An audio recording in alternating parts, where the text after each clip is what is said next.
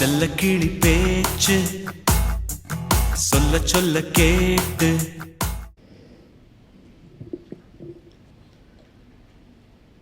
படிக்காதவன் படத்தில் நான் ஒரு டைலாக் பேசியிருப்பேன்.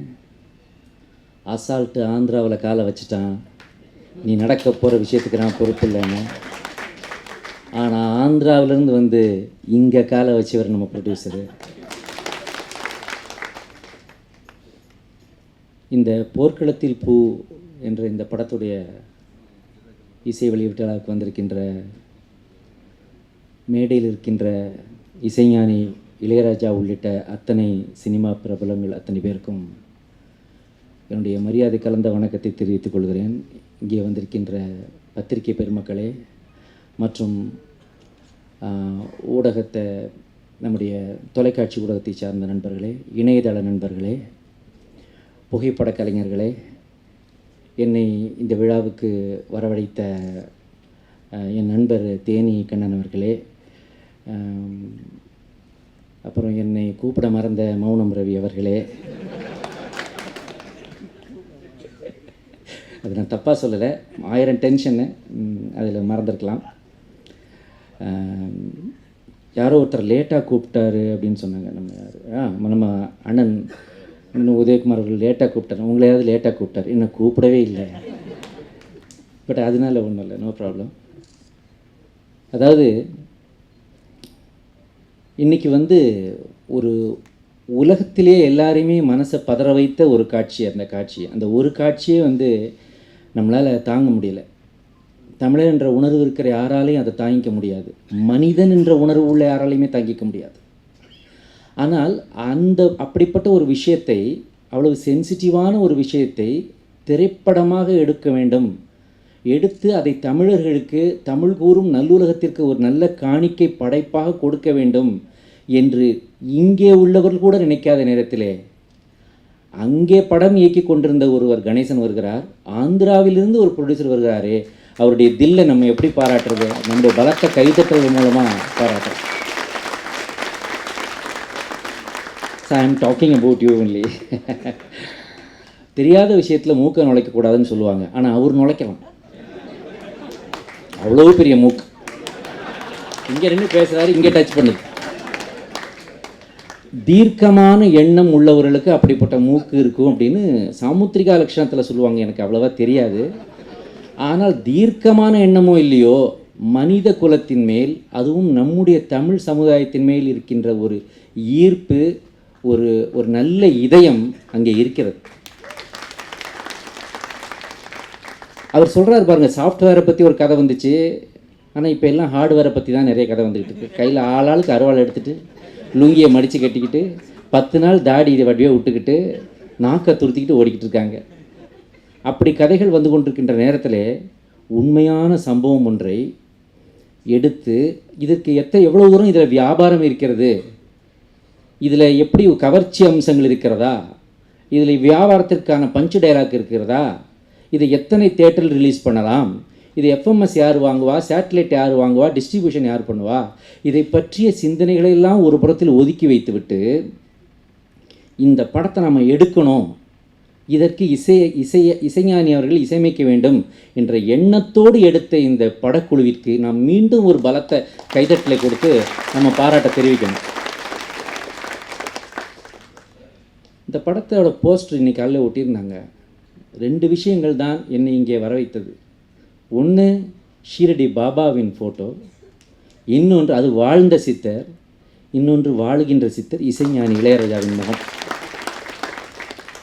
இந்த படத்தோட ஹீரோயின் இனிமேல் வந்து அவங்க வந்து இசைப்பிரியாவுடைய வாழ்க்கையை, இசைப்பிரியா என்ற அந்த கேரக்டரை பண்ணியிருக்காங்க. இனிமேல் நீ பெரிய ஹீரோயின் ஆகலாம், ராஜா சாரியை பார்த்தா எங்கேயோ பார்த்த மாதிரி இருக்குன்னு கூட நீ சொல்லிட்டு போகலாம். ஏன்னா அந்த மாதிரி அவர் எவ்வளவோ பார்த்துருக்குறாரு. இங்கே அவர் பார்க்காதது இல்லை. இதுக்கு மேலே பெரிய பெரிய விஜய் கூட நடிக்கலாம், அஜித் கூட நடிக்கலாம், பெரிய பெரிய ஹீரோஸோடலாம் நீ ஹீரோயின் நடிக்கலாம். ஆனால் அதிலெல்லாம் கிடைக்காத ஒரு கௌரவம் உனக்கு முதல் படத்திலேயே கிடைத்து விட்டது. இனிமே எனக்கு படமே வேணாம், கல்யாணம் பண்ணிட்டு செட்டில் ஆயிடுறேன் நீ போனால் கூட, இப்போ வந்து நல்ல பீக்கில் இருக்கும்போது கல்யாணம் பண்ணிக்கிறேன்னு சொல்கிறது ஒரு ட்ரெண்டு. புரிஞ்சவங்க புரிஞ்சுக்கங்க, புரியாதவங்க புரிஞ்சவங்ககிட்ட கேட்டு தெரிஞ்சுக்கங்க. ஆக அது என்னென்னா அச்சோ போயிடுவாங்க போல இருக்கேன்ட்டு டக்குன்னு வந்து படங்கள் புக் ஆகும். அது கூட வாய்ப்பு இருக்கு இல்லையா? ஸோ அது தப்பு இல்லை. ஆனால் இதுக்கப்புறம் நீங்கள் எவ்வளவோ ஹைட்ஸுக்கு போகலாம். நான் இல்லை பேச தெரியலங்கிற அதாவது நீ பிறக்கும்போதுக்கு முன்னாடி இருந்து அவர் இசையமைத்து கொண்டிருக்கிறார். நீ போன பிறவியில் பிறக்கும்போதுக்கு முன்னாடி இருந்து கூட அவர் இசையமைத்து கொண்டிருப்பார். அப்படி ஏன்னா இந்த படத்தில் வந்து இந்த ஹீரோ புதுமுகம், ஹீரோயின் புதுமுகம், எல்லோருமே முகம் தெரியாதவர்கள். ஆனால் இசைஞானி இளையராஜா இசை என்ற ஒரு வார்த்தை வந்து விழுந்தவுடன் இந்த படத்திற்கு சர்வதேச தரம் வந்து விடுகிறது. அதுதான் உண்மை. அழகாக அவர் வந்து சொல்லும்போது மேஸ்ட்ரோ பற்றி எல்லாம் சொல்லிட்டு போனார். எனக்கு அவ்வளோ டீட்டெயில் எனக்கு தெரியாது. I don't have that much knowledge. ஆனால் இந்திய திரை இசையின் கௌரவம் இசைஞானி இளையராஜா. உலக திரை இசையின் ஆச்சரியம் இசைஞானி இளையராஜா. தமிழ்நாட்டின் செல்லம் இசைஞானி இளையராஜா. ஏன்னா இன்னைக்கு ஒரு 7 கோடி பேர், நேற்று கணக்கு 7 கோடியோ 7.5 கோடியோ நாளைக்கு ஏற்றிருப்பாங்க, எனக்கு தெரியாது. ஆனால் அத்தனை கோடி பேர் வீட்லேயும் ரேஷன் கார்டில் இல்லாத ஆனால் அவருடைய இதயத்தில் இருக்கின்ற ஒரு பெயர் இசைஞானி இளையராஜா. சார் பாருக்கே போனதில்லை, ஆனால் இவர் பாட்டு இல்லாத பாரே இல்லை.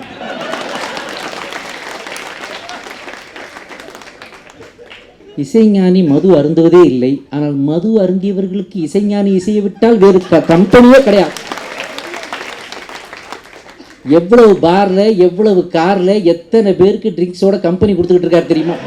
ஆனால் அவர் குடிக்காமல், அது என்னவோ என்ன மாயமோ தெரியல, மற்ற நேரமெல்லாம் மற்றவங்க பாட்டாக கேட்குறாங்க. ஆனால் இதயம் கசிந்து உருகுகின்ற ஒரு அற்புதமான ஒரு மனநிலைக்கு அவன் தள்ளப்படும் பொழுது அவன் கேட்க விரும்புவது இசைஞானி இசையை மட்டும்தான். அந்த மயக்கம் இப்போது அவருடைய குரலுக்கு வந்து ஒரு அற்புதமான ஒரு வசீகரம் இருக்கிறது. ஒரு விஷயம் சொல்கிறேன், அதை மறந்துட்டேன்னா ஞாபகப்படுத்துங்க. அதுக்கு முன்னாடி ஒரு விஷயத்தை சொல்கிறேன். இப்போ எம்எஸ்வி மெல்லிசை மன்னர் எம்எஸ்வி அவர்களின் குரலுக்கு ஒரு வசீகரம் உண்டு. அதே போல் இசைஞானி இளையராஜாவின் குரலுக்கு ஒரு வசீகரம் இருக்கிறது. தமிழ்நாட்டில் எல்லாருக்கும் பிடித்த குரல்களில் இதெல்லாம் வரும். இதில் ஒரு பாட்டில் இசைஞானி இளையராஜாவின் குரல் வந்தது, அடடா ஆரம்பிக்கிறேன்னு பார்க்கும்போது பல்லவியோட ஸ்டாப் ஆயிடுச்சு. ஆனால் நம் எல்லோருக்கும் ஐயோ முழு பாட்டையும் கேட்க முடியல என்ற ஒரு ஏக்கம் வந்தது பாருங்கள். அதுதான் இசைஞானி இளையராஜாவின் வெற்றி.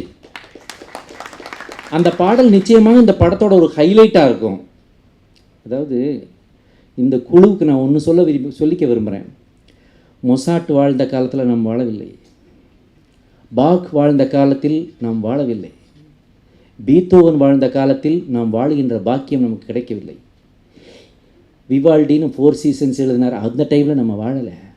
ஆனால் இங்கே இந்தியாவில், தென்னிந்தியாவில் சங்கீதம் என்றால் மும்மூர்த்திகள், தியாக பிரம்மம், முத்துசாமி தீட்சிதர், ஷியாமா சாஸ்திரி.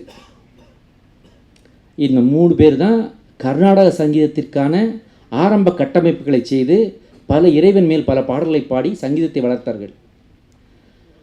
அவர்கள் காலத்திலெல்லாம் நாம் வாழவில்லை. நமக்கு இருக்கிற ஒரே சந்தோஷம் இசைஞானி இளையராஜாவின் காலத்தில் நாம் வாழ்வதுதான். இது சாதாரண ஒருத்தருடைய இசையில், நீங்கள் எப்பேற்பட்டவருடைய இசையில் இந்த படத்தை எடுத்திருக்கிறீர்கள் என்பதற்கு ஒரு உதாரணம். ராஜா சாருடைய சாங்கை, அதாவது அன்னைக்கிளியிலிருந்து ஆரம்பித்து இந்த படம் வரைக்கும் உண்டான சாங்கை வரிசையாக போட்டு கேட்டிங்கன்னா, அதாவது பிரேக் விடாமல், டீ பிரேக்கு எதுவும் கிடையாது, காஃபி பிரேக் கிடையாது, அப்படியே நான்ஸ்டாப்பாக போச்சுன்னா 2-3 மாதம் ஆகும் நீங்கள் எந்திரிச்சு வெளியே வர்றதுக்கு. அவ்வளோ ஒரு நீண்ட நெடிய இசை பயணத்தை அவர் நடத்தியிருக்கிறார். மற்ற இசையமைப்பாளர்களுக்கு மற்றவர்களை கம்பேர் பண்ணக்கூடாது, ஏன்னா கம்பேரிசன் தாண்டிய ஒருவர் இவர். பொதுவாக இசையமைப்பாளர்கள் ஒரு காட்சியை பார்க்க வேண்டும், பார்த்த பிறகு ஹார்மோனியத்தை அமுக்க வேண்டும், அதில் தொட்ட பிறகு அந்த சுருதியை அவர்கள் கேட்க வேண்டும், கேட்ட பிறகு இசையமைக்க வேண்டும். இதுதான் மனிதனால் முடியக்கூடியது. ஆனால் அந்த காட்சியை பார்த்துவிட்டு குனிந்து எழுதுவதை வாசித்தால் கரெக்டாக அந்த காட்சிக்கு இருக்கின்ற அந்த நொட்டேஷன் எழுதக்கூடிய ஒரே இசையமைப்பாளர் தென்னாசியாவிலேயே நம்முடைய இசைஞானி இளையராஜா தான். ஏனால் எதை தியானம் செய்கிறாயோ அதுவாகவே நீ மாறிவிடுவாய். நீ வேறு, ஹார்மோனியம் வேறு, அதில் வர்ற இசை வேறு அப்படின்னு மூணாக பிரிஞ்சிருந்தா கஷ்டம். நீயும் ஹார்மோனியமும் அதில் வர்ற இசையும் கொஞ்ச நேரத்தில் ஒன்றாயிடுறீங்க. அதுதான் யோகம். அதனால தான் அவரை சித்தர்கிறோம். அந்த ஒன்னஸ் அவருக்கு கிடைச்சிருச்சு. அதனால் அவர்கள் கண்கள் இமைப்பதை நின்று விட்டது. சித்தர்களுக்கு ஓரளவுக்கு மேலே சில சக்திகள் அவருக்கு வந்து கான்டாக்ட், வேறு கான்டாக்டில் இருக்கார் அண்ணன். நீ நான் பேசுகிறதெல்லாம் அவருக்கு புரியாது. அவர் சில நேரத்தில் பேசுகிறது நமக்கு புரியாது. அவர் வேறு ஒரு லெவல்லேருந்து நம்மளை திட்டுவார், நம்மளை அறிவுரை கூறுவார், சில விஷயங்கள் சொல்கிற நமக்கு புரியாது. நம்மளாம் சாதாரண மனித புழுக்கள். நம்ம அவர் மியூசிக்கை கேட்கணும், அதுக்கு கை தட்டணும், ஈவினிங் ஜாலியாக இருக்கணும் அவர் பாட்டை கேட்டுக்கிட்டே. இப்படி ஒரு வாழ்க்கை தான் நம்ம வாழ்ந்துட்டுருக்குறோம். நான் சொல்கிறேன், ஹவு டு நேம் இட்டுன்னு ஒரு இசை ஆல்பம், முதல் இசை ஆல்பம் அவர் இசைஞானி அவருடைய இசையில் வந்தது. அதில் உள்ள அத்தனை பாடல்களுமே சூப்பர் ஹிட்டு. அதில் ஸ்டடி ஃபார் வயலின், அதனால ஸ்டடி ஃபார் வயலின் அப்படின்ற அந்த பாடலை, நான் முக்கியமான விஷயம் பேசிட்டுருக்கேன், டிஸ்டர்ப் பண்ணாதீங்க, டிஸ்ட்ராக்ஷன் ஆகிடும், சொல்கிற விஷயத்தை கேட்க முடியாமல் போயிடும். ஸ்டடி ஃபார் வயலின் அந்த பாடலை அவர் எங்கே வைத்து எழுதினார் தெரியுமா? அது என்னிடம் கூறினார். நான் அது அவர் இதை சொல்லி விளம்பரம் அடிக்கக்கூடிய நிலையில் அண்ணன் அவர்கள் இல்லை. அதை தாண்டிய மிகப்பெரும் இசைஞானி. ஆனால் இதை சொல்வதன் மூலமாக இந்த விஷயம் இசை பிரியர்களுக்கு சென்று சேர வேண்டும் என்பதற்காக இந்த மேடையில் நான் பதிவு பண்ண விரும்புகிறேன். அது எங்கே வைத்து எழுதினார் தெரியுமா?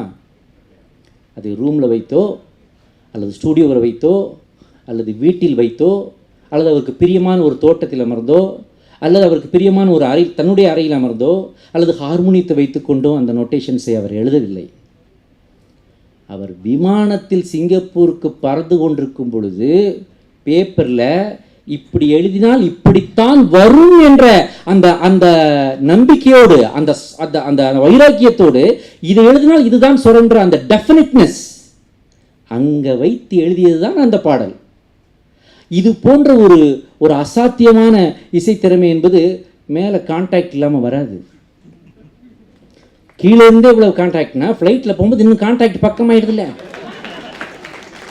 கடகட வந்து விழுது, டவுன்லோட் பண்ணி இறக்கிடுறாரு. அப்பேற்பட்ட ஒரு மாபெரும் இசைஞானியைத்தான் உங்கள் படத்திற்கு இசையமைக்க வைத்திருக்கிறீர்கள். அதுவே இந்த குழுவுக்கு கிடைத்த மாபெரும் பாக்கியம். தன்யான பேர், தன்யனானேன் அப்படின்னு அர்த்தம் என்ன? நான் தன்யனானேன்னா என்ன அர்த்தம்? நான் பாக்கியம் அடைந்தேன்னு அர்த்தம், நான் புண்ணியம் அடைந்தேன்னு அர்த்தம். நீ உண்மையிலே புண்ணியம் பண்ணியிருக்கிற, அதனால தான் ராஜா சார் படம் ஃபஸ்ட்டு படமாக உனக்கு மாட்டியிருக்கு. அப்பேற்பட்ட ஒரு நிகழ்வு எல்லோருடைய உலகத்தில் உள்ள அத்தனை மனிதர்களும் பார்த்து பதறிய ஒரு நிகழ்வை ஒரு முழு படமாக எடுத்திருக்காங்க. இது உள்ளே எப்படி வரப்போகுது, இந்த படம் எப்படி வரப்போகுது, என்னென்ன காட்சிகள் இருக்க போகுது, எதை பற்றியுமே எனக்கு தெரியாது. இந்த பாடல்களையும் நம்ம 1-2 பாட்டை பார்த்தோம், இன்னொரு பாட்டை கொஞ்சம் தான் கேட்டோம், ராஜா சார் பாட்டை.